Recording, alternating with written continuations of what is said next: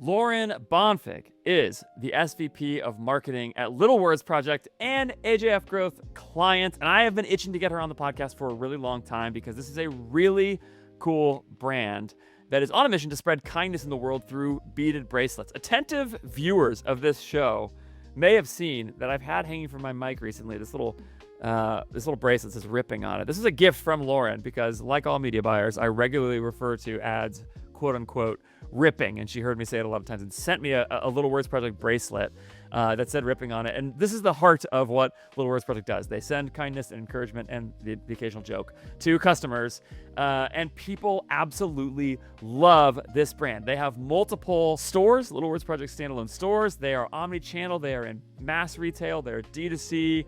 They are on Amazon. They are doing awesome things all over the place and building a great brand. And a lot of the credit for that, in terms of the growth and leadership of the marketing approach to this brand, goes to Lauren. She is one of the sharpest marketers I have talked to in a long time. They are doing really cool stuff. And I want to talk to you about how you build a great brand that deeply emotionally resonates on this show by getting Lauren to really be the one to tell you about that, because she's the one doing a great job of it at Little Words Project. Let me not delay it anymore. Let's get into it. How to build a really, truly emotionally resonant brand with Lauren Bonfig from Little Words Project. Hello, Lauren. Hi. Wow, that was quite the intro. Thank you. Yeah, I mean every word of it. Okay, here, let me just tell you my big thing right now. I'm on a kick. You might have even seen me say this somewhere. Yeah. I think there are a lot of brands that do a lot of financial things right. They have good core metrics and all those kinds of things, but they get stuck at like 10 million in revenue or something like that. They get stuck at a couple $100,000 per month in ad spend, and they just, no matter what they do all the stuff the DTC bros like me, Lauren, talk about, tell them to do. Yes, you're one of them right now, by the way, on the Universe podcast. An honorary bro, ripping with the bro. Lauren makes fun of me for this a lot, which I appreciate. They do all the tactical things the bros talk about, and yet they seem to be stuck. And what I have come to believe is that the reason for that is that they actually have not earned the scale of the next stage by connecting deeply with customers. And I think Little Words Project is like the ultimate far extreme example in the other direction of this, of like a brand that is growing precisely because you guys have tapped into something about who your customers are, what they're looking for, and how you meet them with a product that means something. Because the product is so simple. It is a beaded bracelet. And yet, it's this 8-figure, profitable, really, really good, growing, strong brand. So at the baseline, the place I want to start is just to talk to you about, as sort of the lead marketer at this brand, how do you think about sort of where the product meets the customer and what that means in the kind of brand you're trying to develop? That might be too broad of a question, but I'm going to shut up now. You talk. Yeah, I mean, you hit on a lot of it. I think for us, we find the magic at Little Words Project to be in the spark that the bracelet creates. So it might make you laugh. It might make you cry. It might celebrate something that you're a super fan of. It might be a point of connection between somebody else as you're passing it on, right? And our whole goal with this brand, no matter how big we get, we never want that spark to fade. The minute we become just a merch item, just a party favor, something that doesn't have that spark, is when we've really not done our job. So it really is a huge onus on us to make sure the brand lives and breathes through this product and through the people that it touches. And I think one of the ways that we really do that, I think community is a term now that gets really thrown out there and it's almost overdone. Community really has been the core of our brand since day one. Our founder started this business in her parents' basement with a handful of customers, beaded and shipped the bracelets herself. Some of those customers are still our customers today. And we have constantly talked to them about what they want to see, met them in real life, really put them first, to the point where it's gone from homegrown community vibes to now we're building a fandom, like a fandom of kindness. And we're bringing our customers along for the journey throughout all of that. And the best part is that, you know, no matter how many big things we're doing, we're in Disney now, we're in Target, the pitch stays the same. The story of who we are and how we came to be is consistent, and now it just gets to reach the masses. And I think that's really how we look at every single thing that we do, and really fiercely protect the brand and the experience that the customer has when they touch it. You you said something really interesting there. And I actually think almost every great brand has something like this in there that is a helpful way to think about this sort of thing you're getting at, this emotional resonance and all that. And what you did is you started talking about what you don't want to be. You said you don't want to be a party favor. You don't want to be whatever it is. Mhm. Can you talk a little bit more about that? Like, what is the way that Little Words Project goes wrong in that direction in particular? My sense from hearing you talk is that you have some idea in your mind about that. And while you and I have never talked about this in these terms specifically, I'm not at all surprised to hear you say this. So I'm just curious kind of how that thought lives in your head or in the organization or anything like that. Yeah, I think it's just being cognizant as we grow and we're in these mass retailers and we show up in mass. It's like, how do we actually make sure that the magic still lives within the beads and the string, right? And we have to do a lot of storytelling on our platforms and make sure that the end customer knows the intent behind these pieces and the intent behind the inspirational word, and they're not just seeing the bracelet at face value. And that comes down to our marketing, the influencers that we're working with, the customers' stories that we're telling, the packaging, like the simplest line of copy, right, makes the difference. So it comes down to the branding and marketing and protecting that. And I think the minute we kind of take our eyes off the ball in that sense, we're at risk for just being another beaded word bracelet that you can, get off Etsy. Hey, you right now watching or listening to this, if you like this content, you should subscribe because you're going to like pretty much all my content. We talk about how to grow D2C brands profitably. Also, leave a comment on this episode. I would love to hear what you think of it. Ask any questions. I can pass them along to Lauren, see if she can engage. Subscribe, leave a comment. You know what to do. Have you ever seen any opportunities come up that you've said no to for this reason, or like strategies come up that you've said no to for this reason? It's okay if you can't think of any. For sure. I'm all the springing time. this question We on. just had a Okay, meeting great. last week where we were evaluating, potential partners, collaboration opportunities, and we identified two moats, so to speak. One was meaning. So does this ladder up to the meaning of kindness, inspiration, community, fandom of our brand? And the other was experience. Does this bring people together in real life? Does it give them a real experience of the brand? And if it didn't fall into those two buckets, the answer was no. So yeah, we've had to pass on multiple things that I think maybe would have been dollar signs out the wazoo, but don't necessarily serve the mission we're trying so hard to protect. I really love that. I really think nearly every brand, like I said, that gets this right, says no to things. And that's one of the good indications that they're getting this right. That they're or perhaps another sort of similar version is they'll do things that actually frustrate some customers, that sort of push away some customers. It's sort of it's a cousin of the same principle, right? Like, and it's like, oh, that's a good indication that if somebody doesn't like what you're doing, then you're probably doing something right. Or if you're not for a certain person, you're probably doing something right. Now, that's a little trickier. Like everybody, I think, can kind of get behind Little Words Project just because it's like, kindness is the brand, that is like, I don't think you're going to probably piss off too many people, but saying no to some customers or some opportunities or something like that is usually a good indicator that you're saying yes to something that actually means something in the brand, I think. Mm-hmm, for sure. Okay, I want to talk a little bit about sort of, if that's the negative side. The place I actually want to think more about is the positive side of this. So do you see any sort of key ways, mechanisms, strategies, anything like this that you are reinforcing the brand that you care about? Like, and maybe to start, like, everybody talks about the brand. Like, do you have core brand documentation or anything like that you refer to? Like, this is our brand Bible, and we just will not, something like that you think of as, like, besides just the generic words like positivity or whatever? Yeah, we have a brand credo about how we believe that one tiny little word, one small act of kindness can make an unstoppable movement. So we do have a brand credo that we have at the start of like every internal deck. It's like hung up on our wall. We start every all hands meeting with it. So that is something that we reference for sure.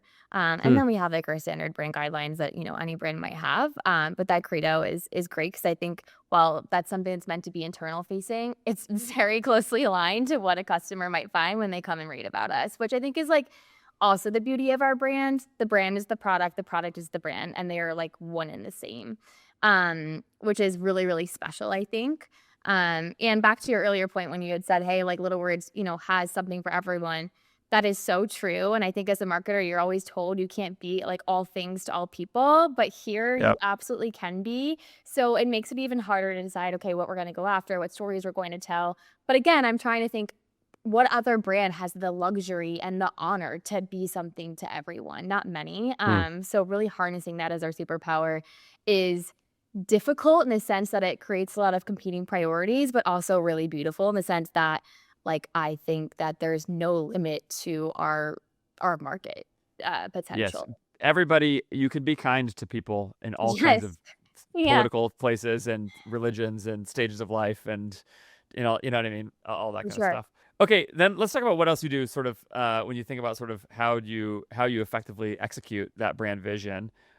Where do you see in your marketing that kind of execution happening? Like, what are the things you're doing that are executing the sort of brand vision of kindness and positivity and yeah, kind words to people. I mean, I could go on about this for hours, but I would say some of the biggest places that you'll see is one, all of our give back initiatives. So you're familiar with these, but we've had the pleasure of working with various charities and also creators to create give back bracelets and programming to donate funds to charities. So I'll give two examples.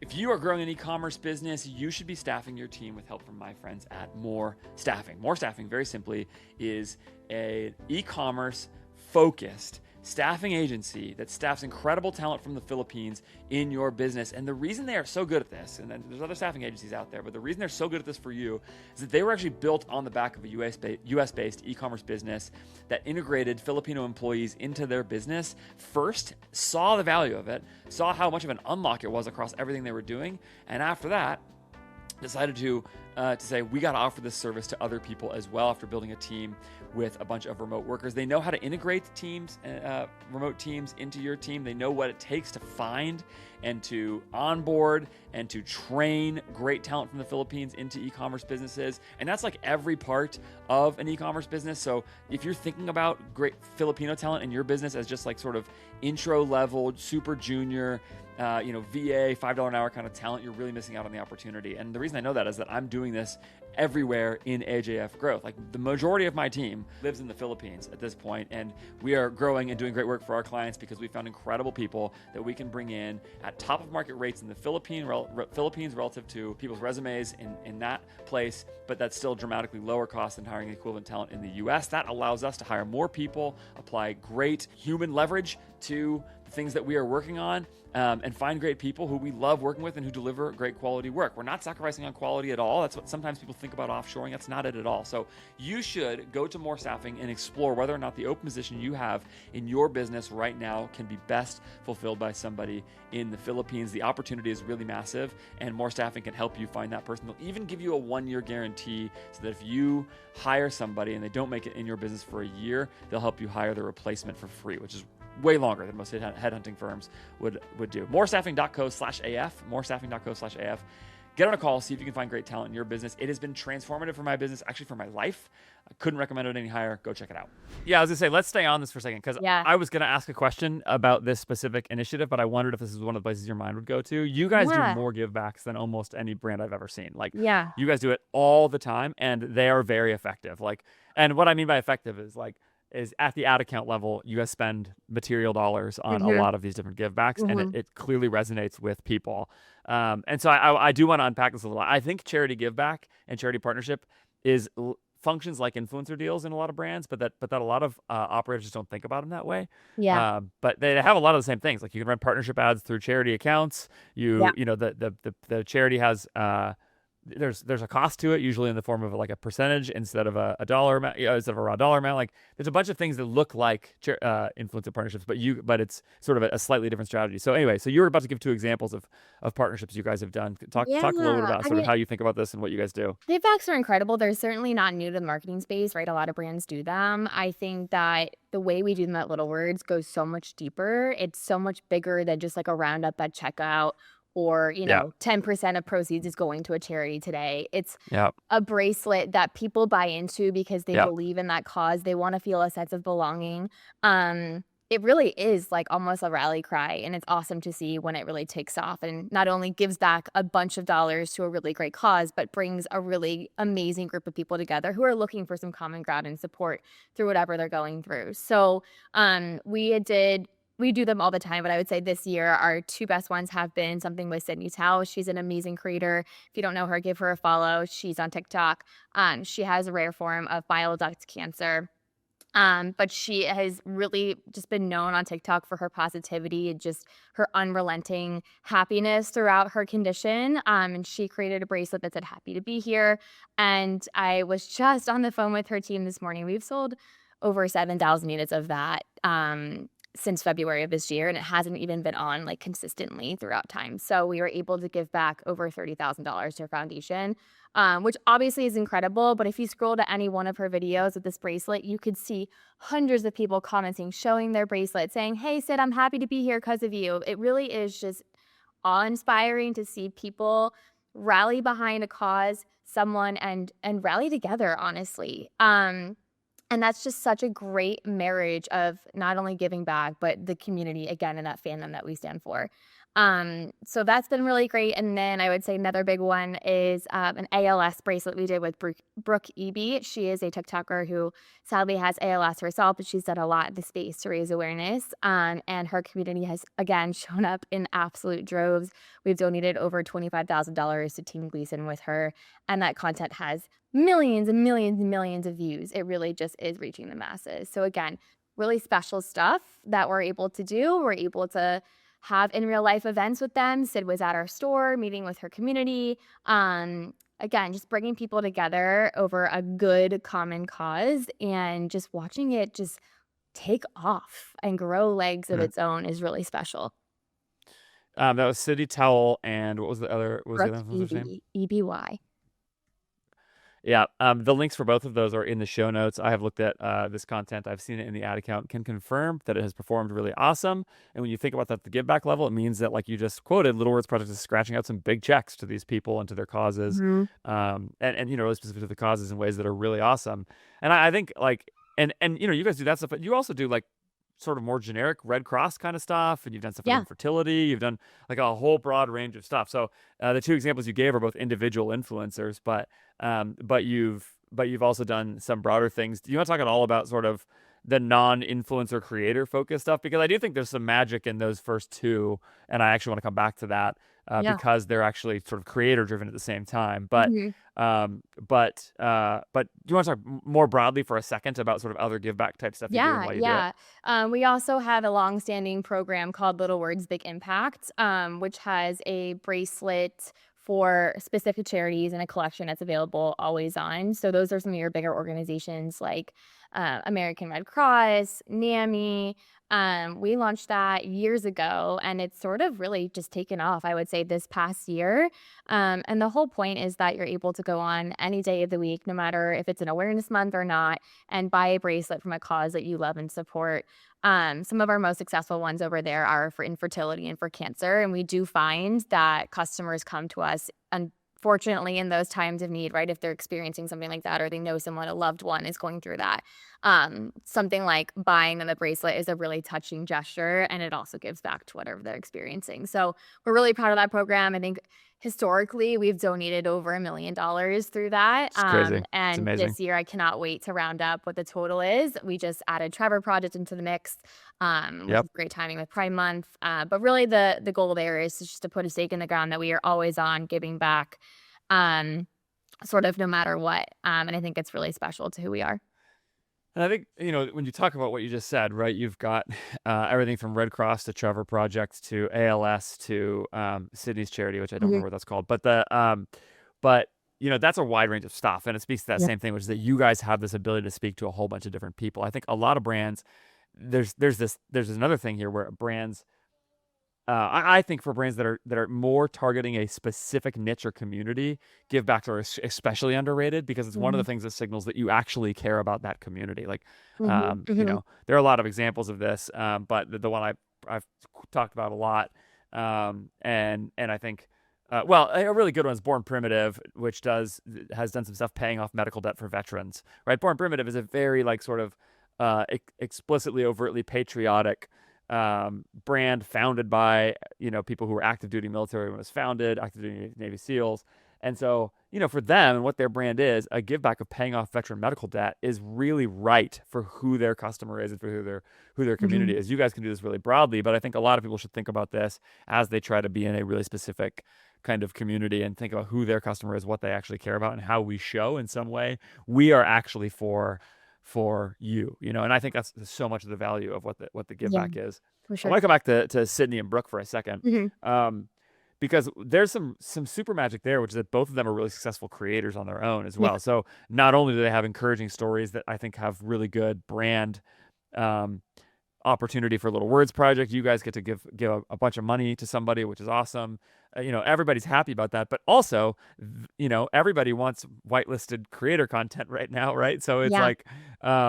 like I think there's another element of the strategy there that is sort of underrated as well, which is like finding the influencer or the creator who's already good and is connected to a certain Yeah. charity, and sort of doubling down on that as the way you approach this. Because when you think about the distribution mechanism here of meta ads as like one of the core ways that you're getting your message out there, which is what your ad spend functionally is, having creators voice that is really valuable. I'm curious to hear you talk about how you structure those deals a little bit, as much as you can say about that.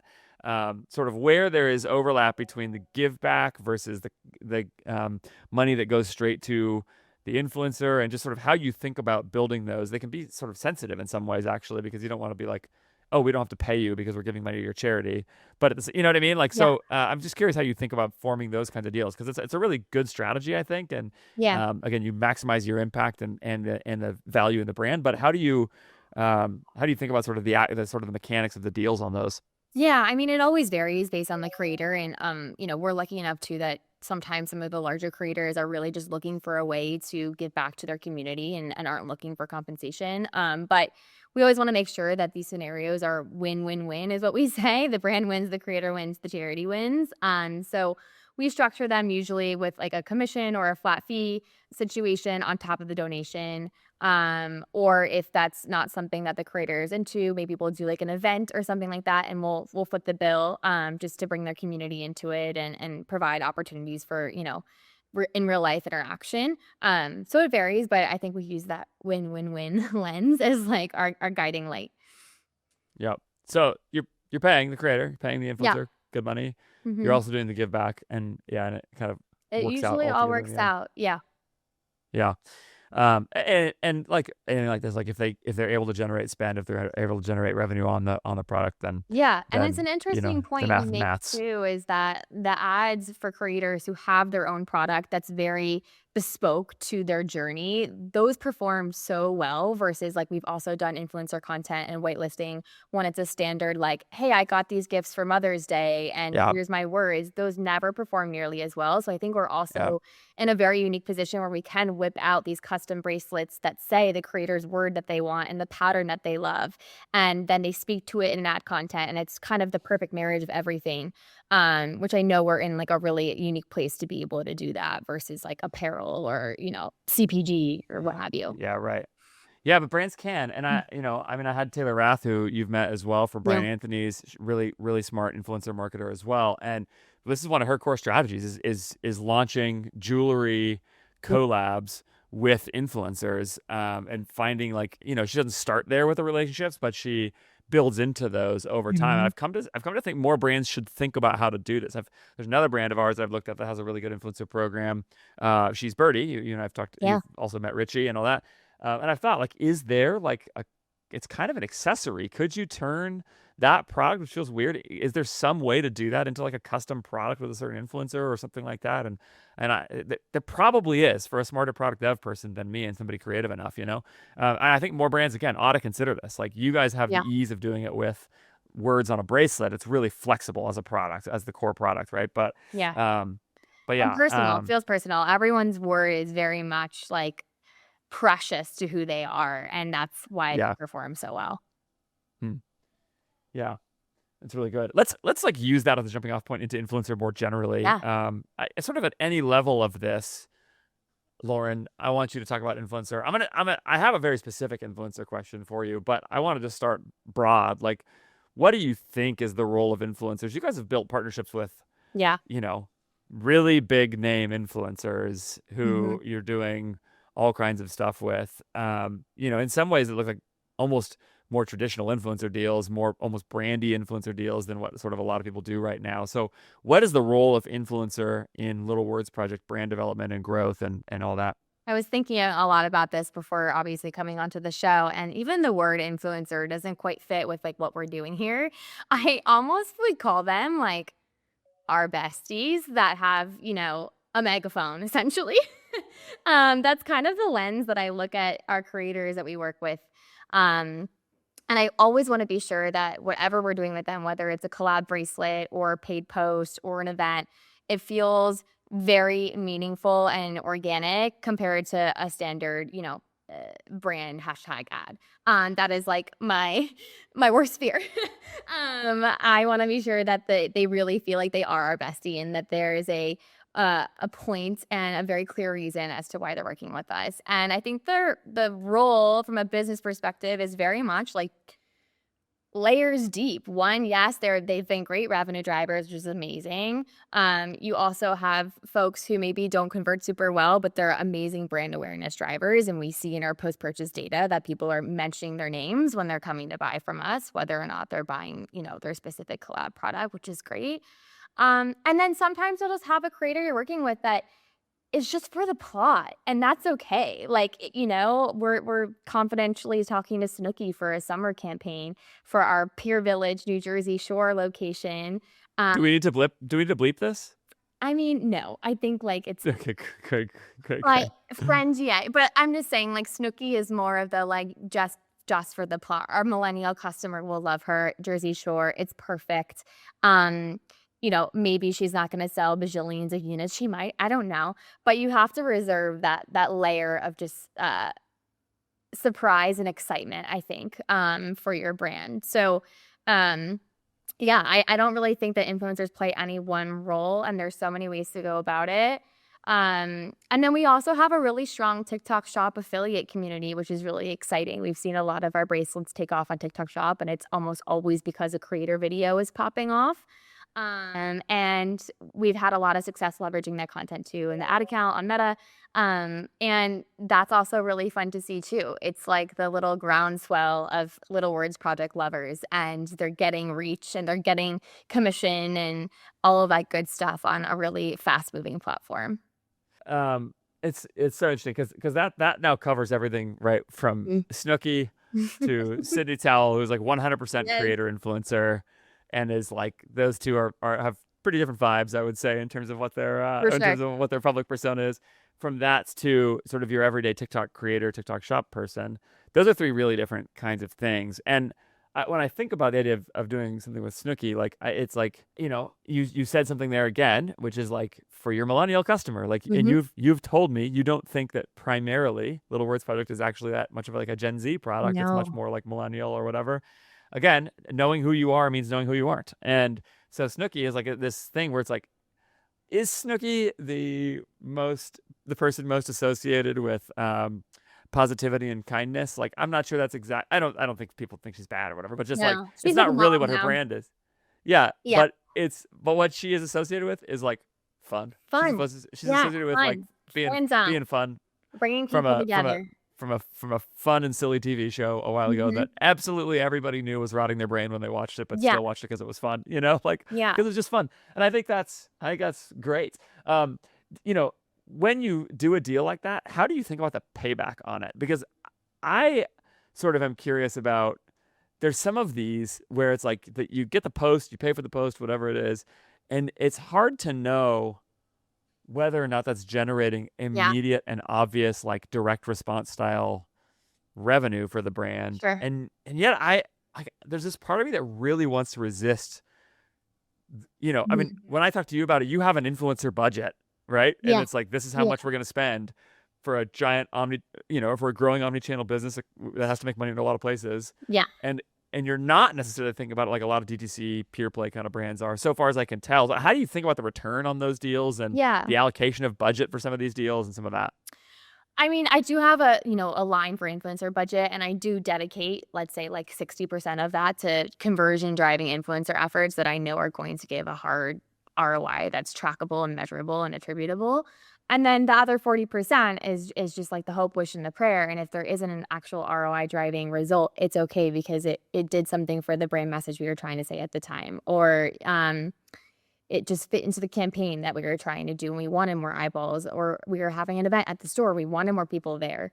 And those are the kind of deals that I try and make sure I just really diversify in the contract. So it's never usually just a post. It's like, to go back to Snooki, we're having her probably do a meet and greet at our store, have a bracelet online with a word that she loves. And then we have the social and whitelisting to sort of round it out. So I do try and make those types of contracts diversified as possible. So even if I'm not getting like a really strict dollar return, at least I put her in a bunch of places and leverage her in a bunch of different ways.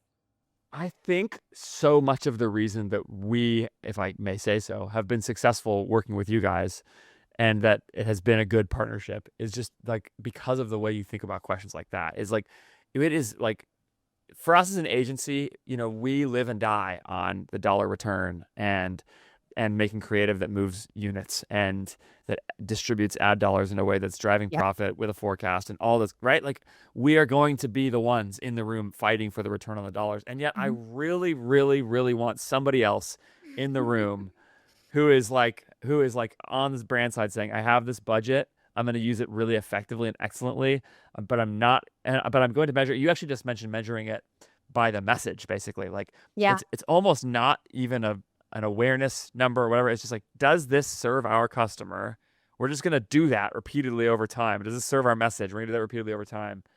And I just think at a certain level, that is what great brands do. And you might have some awareness or some reach metrics. I know you're looking, it's not like you're like, I don't care if it reached anybody on Instagram or I don't care if it made any money. Like I know you're looking at those on every single campaign you guys do. Yeah, for sure. But there's something about the idea of saying like, we're just going to think about this a little bit more broadly than that and a little bit over a longer time period than that, Being realistic about where we are too. It's like we're not in a spot to pay someone $100K, $200K to be the face of our campaign, like full stop. But if it's not that, what's the downsides version of that? And how are we stair-stepping our way up? So that's actually the next thing I was going to ask you about was what I'm really curious about. You've been at Little Words Project with some break, but off and on basically for a long time, a bunch of years. How many years? 5 in total and counting. Okay, great. Yeah. So you've seen the growth of the brand over a long period of time. And one of the things I'm curious about is like for the brand who's at 5 million in revenue right now and not where you guys are, where again, you've got a bunch of your own stores, you're in mass retail, you've got a good D2C business that's, 8 figures on its own, whatever. Like, how do you think about the earlier stages of this? Because because those brands, I think, should not go do a thing right now, which is like, go get Snooki to show up to a store. For sure. Like they have to actually probably live in the measurability world a little bit more still at that stage of things, I think. And I'm just curious sort of if you can take your mind back to an earlier stage of Little Words Project, like how would you have thought about this? Yeah. In those days? Start with seeding. I know that word is tossed around so much, but you'd be surprised at who answers your DMs and will post something that you send them. And I think it's important to just generate that affinity early on and reuse the content. I mean, even still today, sure, we have content that we've paid for in these big partnerships. We also have, UGC from our customer Sally that performs just as well sometimes. So getting your product into the hands of people, I think, is such a simple yet still effective tool, no matter what the size of your budget is. And thankfully, these days we have things like a Shopmoy or or an LTK or a TikTok Shop where you can actually see dollars attributed to the samples that you're sending out, which is really great. And that wasn't always something in the past. So I would always say start there, and just watch your dollars, watch what you're spending on. Don't overspend. Don't get over your skis, for the thrill of it. And lean into the things that are free. Like, again, organic social, so easy, overly generalized. I think every other day people are like, organic social's dead, blah, blah, blah. But that's where it all starts. And so if you get it right at the start and you really are intentional about using that as a canvas to tell your brand story day in and day out and entertain and engage with people and not sell to them, it will set yourself up for growth down the line. And I will say that 100 times over.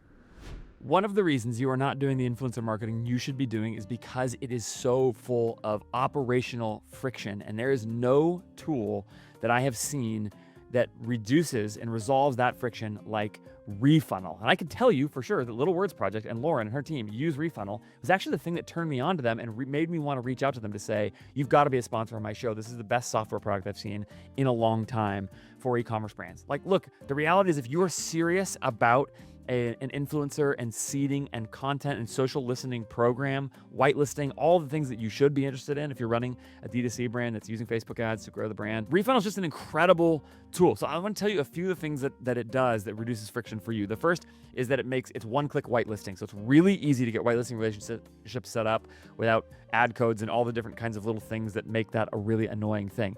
Secondly, it automates basically the entire seeding process. So when people opt into seeding, all of the fulfillment and tracking and all of those things that happen from getting your product to the influencer all happen automatically. It makes it really easy to DM influencers on different social platforms. You also have the ability to, and this is maybe my favorite part of it, to do really good social listening so you can see who is posted, what the reach is, who has tagged you, all those things. And then critically, you can request usage rights from within Refunnel in one click. So you just see the post and then you can say, oh, I want to use that piece of content. And then if they grant it, you can download the content or get it into the ad account from Refunnel really, really quickly and easily as well. Like this stuff used to take people hours and hours of VA time and all those kinds of things. It is so much easier. Like, let me just put it really simply to you.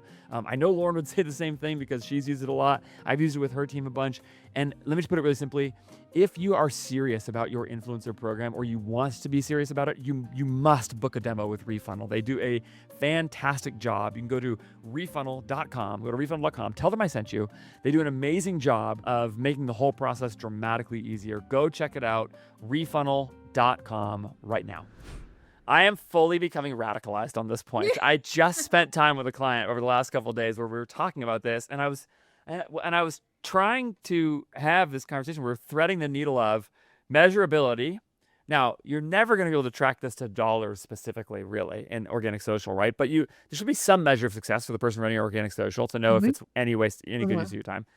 And so I was thinking, like, okay, like reach or impressions or something like that, mixed with some just like broader brand thing of like, are we hitting our CM contribution margin targets total? If you have both of those, if you're growing your reach and your total business CM or your total profitability in your business are good, you're winning. Yeah. And I think organic social should be thought of the way you just said, like being in with people, making entertaining and engaging stuff for that core person who's following you on social.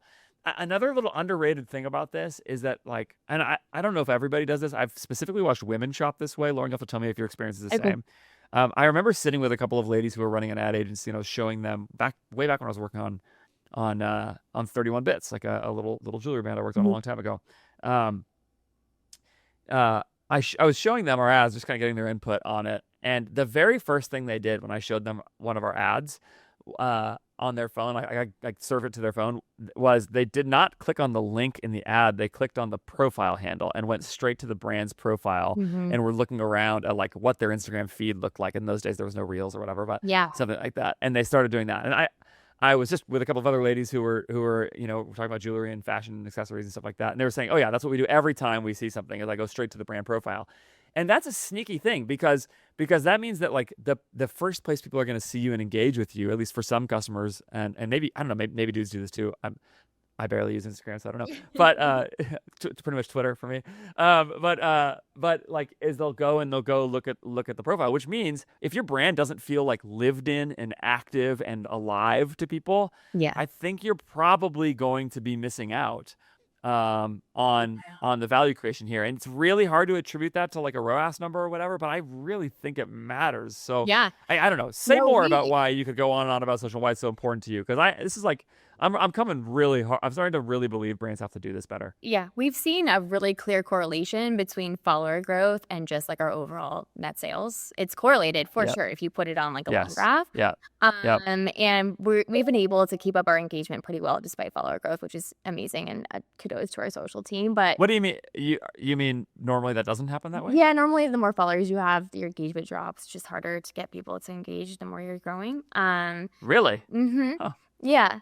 But we've All been right. able Well, to be pretty stable there. And, back to what people want to see on social. I mean, I'm having this conversation every day with our social lead. Like, throw the launch calendar out the window. Like, I don't care. Just be there every single day and make sure what we're posting is what someone wants to see when they wake up that day. yeah. And they want to hit, Yeah. they like it, right? So also there's always that friction, especially at a brand like Little Words. We're launching something every other second. There is an event every other second. There's always something to talk about. It's like, how do I kind of like block out all that noise, pick the things that I know people are going to want to engage with on social organically that day?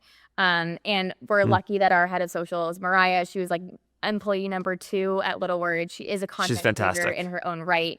She's So she's fantastic. perfect for the job. I'm constantly just like, be Mariah, creator Mariah. And Yeah. the Mariah that rallies and slings bracelets day in and day out. That's what people want to see on social. They want to play. They want to have fun. They don't want to be sold to. Just gonna read some numbers of views on your posts on Reels for the last bunch of posts. And I think this is like really important. 9,500, 8,200, 25,000, 43,000, 13,000, 37,000, 37,000, 80,000, 55,000, 27,000. So that's just like the last bunch of posts in a row, right? There's some others in the 80s and 90s. Your biggest post ever, which is tagged as Taylor Swift wearing your product, and it's 3 million. Like you're talking about like tens of thousands of views on lots of these posts over time. That matters, and that's before you talk about regular feed posts that aren't in Reels. You talk about any of your stories engagement and stuff like that's real people, real customers seeing and engaging with the brand, and you will never see the post go up and go, oh, look, dollars went up that day. And you just have to believe that the engagement really matters with the brand. Sean Frank has said this a bunch, to go back to the D2C bros, just that like organic first. And I like hearing your passion about this too. I just think it's a channel that's sort of neglected for all the reasons you said in the beginning of your answer earlier, which is people say organic reach is dead or whatever. I think if the brand can understand its message clearly, that should be one of the core places that they are executing and delivering their message to people. Agree. And we boost a lot of that content too, and it still works on paid. And I think recently I've been hearing a lot more about, it's not growth marketing and brand marketing anymore. They're one and the same. I don't think that could be any truer than it is here at Little Words. Yeah. Put it all in the ad account. If it at all references a product, just drop in the ad account. Especially if you're running the manual bids playbook, there's really no reason not to. And just see what takes off. And certainly some of that stuff absolutely rips for us, for sure. For sure. Rips. There we go. I said it organically in the interview, so it's on brand. Okay. Now you also have another compliment for you. This is not just me blowing smoke. I think you're great. I think you have the most beautiful, most built out marketing calendar of any brand I've ever seen. Yeah. It is a work of art. It is so simple in the way that it's done, just in Google Sheets, right? Or where it's just like a bunch of dates, calendars layered onto Google Sheets. But it is full, first of all. There's a lot going on. Now, that's partly because of the size you guys are at. You guys have the ability, you have all your stores that you own, so you can host events and all these kinds of things. But it's also every single one of those has what you call a memo, where it's like a breakdown of it. I don't know if you don't have to show it. If you want, you can show it. Can you talk about sort of how you've built that and why you built it that way? I actually think this very specific thing is like a real place people get screwed up here, is that they don't have a good way to organize people's behaviors. So talk to me about the marketing calendar, how you've built it, and what you're trying to do with it. Yeah, the marketing operations side of Little Words Project is very complex. I always say we're very complex for the size of our business. We have D2C, we're in Target, we're in Amazon, we have our own locations, we have a wholesale business, we're now in Disney, which has its own little calendar. So what you end up getting is sort of like a matrix of things that need support and awareness, and they all have 100 different details for each moment. So We just use Google Sheets essentially. And there's an Excel like calendar, and every moment on the calendar is linked out to a Word document that has the dates you need to know, the products involved, the messaging, the context behind why. And those are our Bibles. Is the minute something changes, it's updated in that memo. There's an alert sent out to the entire team. And we had Can I show it, Lauren? yeah, sure. We Is had that to all right? really, Okay. of course. I just was looking at it to see if there's anything on here You that could looks show like I like shouldn't show. you could show May or something like a past month. Yeah. Okay. That's what I was We thinking. had to just get super militant about what this looked like, because when you have, and our dates are changing all the time. When you have changing dates, a lot of details that are necessary, like no one can reference 100 Slacks or their meeting notes or an email recap. Like it's got to all be in one place. And the number of times a day I say, make sure you update the memo is kind of crazy. But it really is the only way we can kind of record keep and make sure everyone is on track. It's also a great place to reference like what we did last year. But we're trying to find a way to maybe like put this into an AI like platform type thing. But this has been really great for now. But yeah, it's so good. And if you look, like all these are linked, right? So it's like, here's an event in Tampa for one of your store there, free shipping. There's like a deal there, right? The red stuff's all deals. Little book club, your guys' book club, which is another thing you guys do.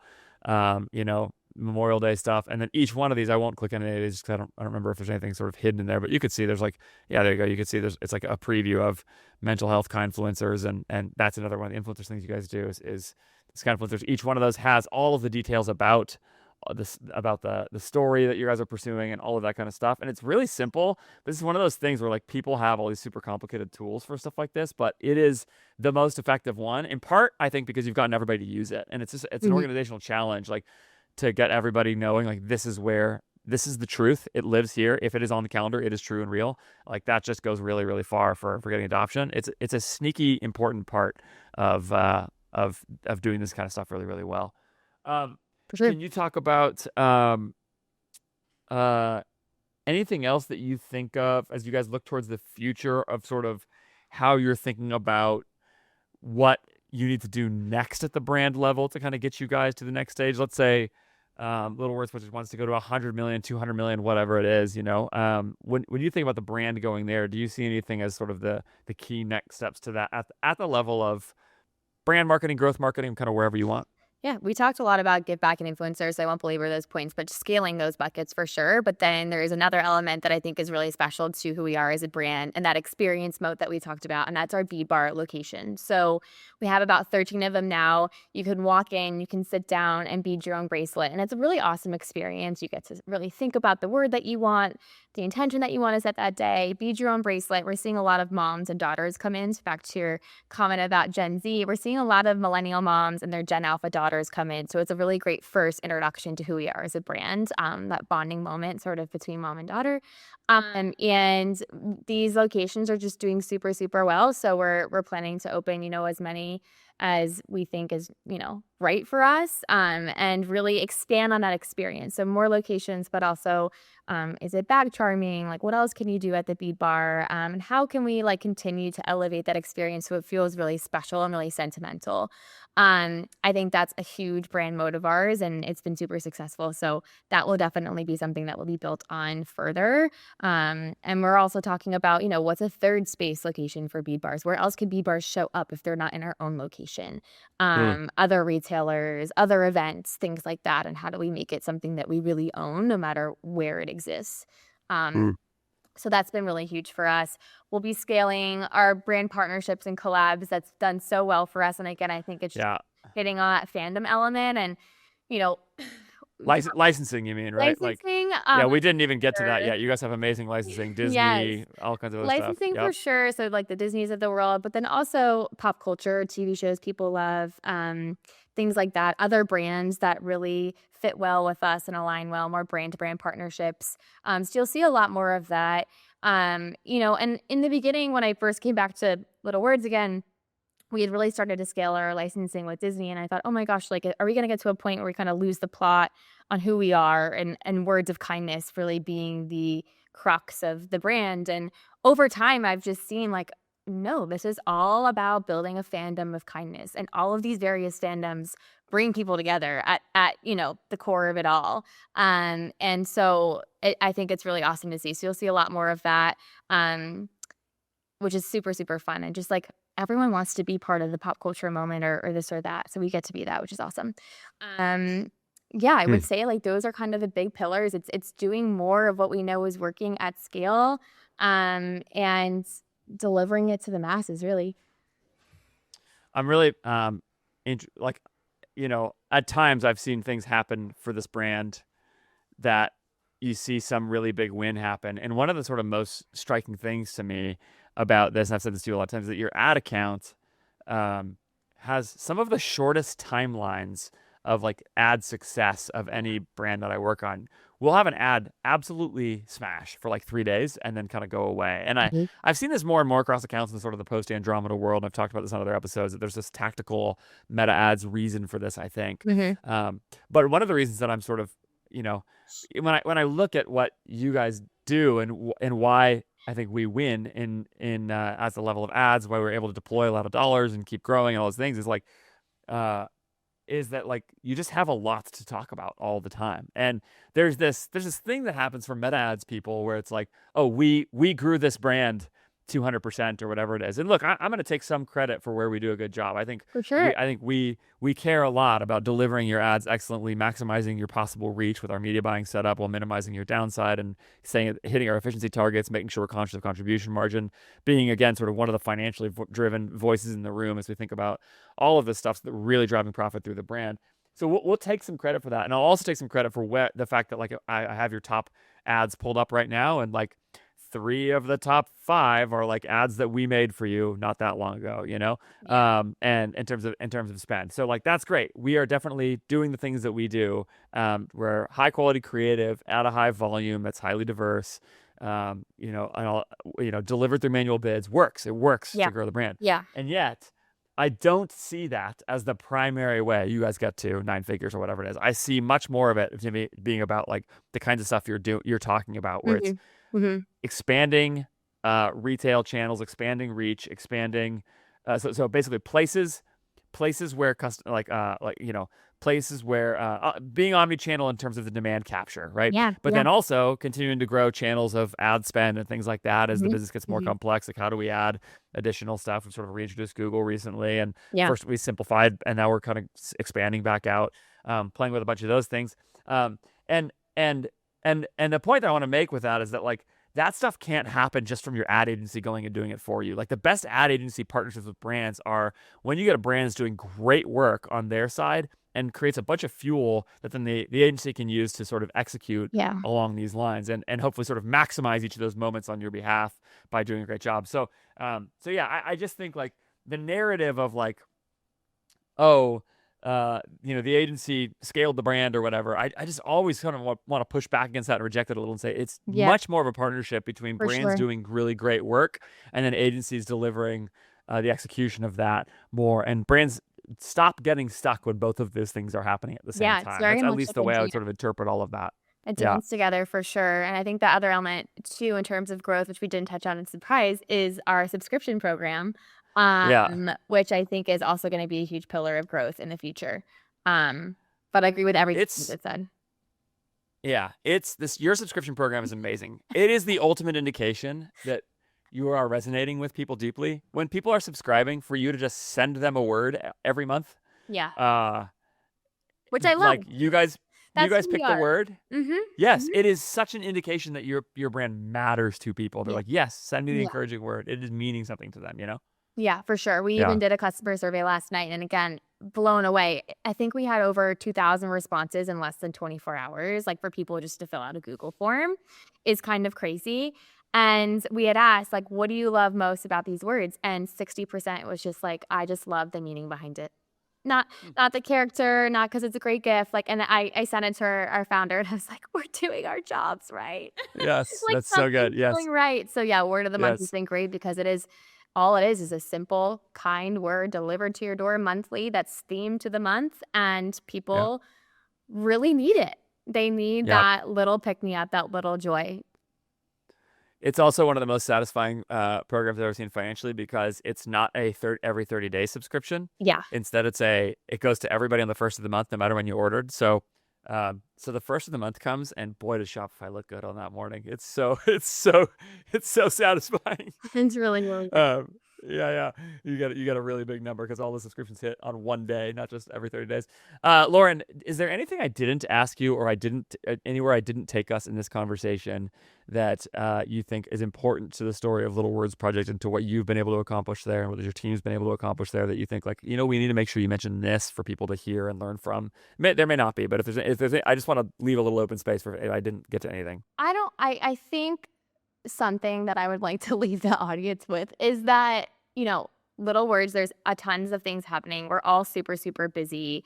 It's a chase, right? Like everyone who works in D2C knows that it's a little bit of a grind. It's a hustle, but I think it's really important to orient yourself and the power of what you're doing and the change that you're creating and the people that you're doing it with. And that includes your team and your partners. And I always say, like, we're so busy, we're doing so much, but all of the stuff is so fun and it's doing such great things in the world. And I think it's so important to remind yourself of that. So I feel lucky that I work at a brand where I can say that is true. And I'm sure so many other people do as well. But I don't know, just always like remembering the human side to what you're doing as a marketer, I think is really important. It's very easy for people to overlook that that is the case, both at the level of your own job satisfaction and also at the level of at the end of the day, there's a real person on the other end of that Shopify order who is buying your product with some kind of expectation for it, and they want something out of it, and trying to serve that customer relentlessly. You guys are best in class at this.